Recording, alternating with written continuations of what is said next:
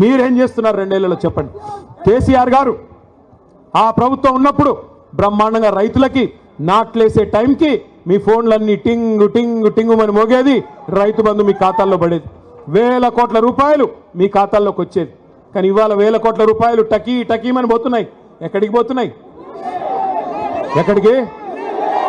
ఢిల్లీకి పోతున్నాయి. రాహుల్ గాంధీ గారికి సామంతరాజులు కప్పం కట్టకపోతే పోస్ట్ ఊస్టింగే కదా. నెలకి 100 కోట్లు కట్టకపోతే 60 నెలలకు 6,000 కోట్లు కట్టకపోతే పోస్ట్ ఊస్టింగే.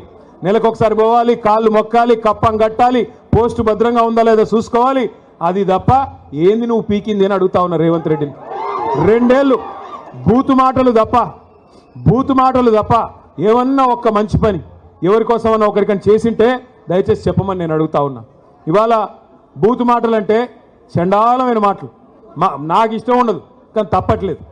దరిద్రంగా ఆయన మాట్లాడుతుంటే మాకు ఎదురుగా ఉన్న మాకు రక్తం ఉడుకుతా ఉంది.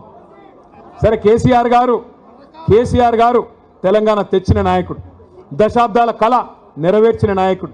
ఇదే ఖమ్మం జిల్లాలో ఆనాడు 1968లో విద్యార్థుల ఉద్యోగుల ఆధ్వర్యంలో ప్రారంభమైన ఉద్యమానికి అల్టిమేట్గా లక్ష్యాన్ని చేర్చిన నాయకుడు కేసీఆర్ గారు. అట్లాగే 10 ఏళ్ళు ప్రజల చేత ఎన్నుకోబడ్డ ముఖ్యమంత్రి కేసీఆర్ గారు.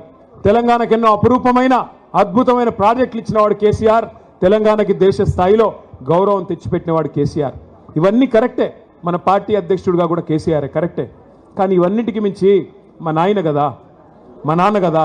మరి మా నాన్నని ఇష్టం వచ్చినట్టంటే ఓ కొడుకుగా నా కోపం రాదా? నేను మాట్లాడుతుంటే అప్పుడప్పుడు మన పెద్దోళ్ళు చెప్తుంటారు, మన ఉపేంద్ర అన్న చెప్తుంటాడు అప్పుడప్పుడు, మీరెందుకు మాట్లాడుతున్నారు వాళ్ళలాగా దిగజారి అని. వాళ్ళలాగా దిగజారి మాట్లాడాలని నాకు లేదు, కానీ వాళ్ళు మాట్లాడుతున్న మాటలు వింటే రక్తం ఉడుకుతున్నది. ఏం అడుగుతున్నాం మనము?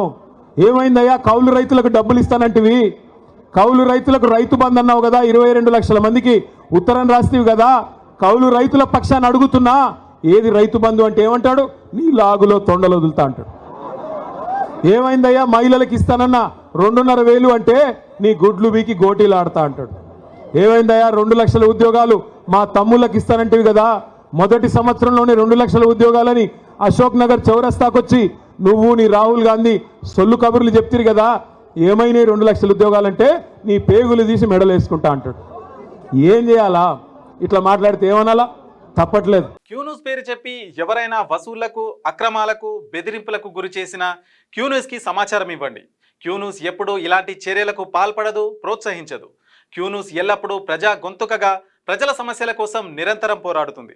మీకు ఎలాంటి సమస్య ఉన్నా క్యూన్యూస్ని కాంటాక్ట్ అవ్వండి. సంప్రదించవలసిన ఫోన్ నెంబర్ 7569534968 8688926084.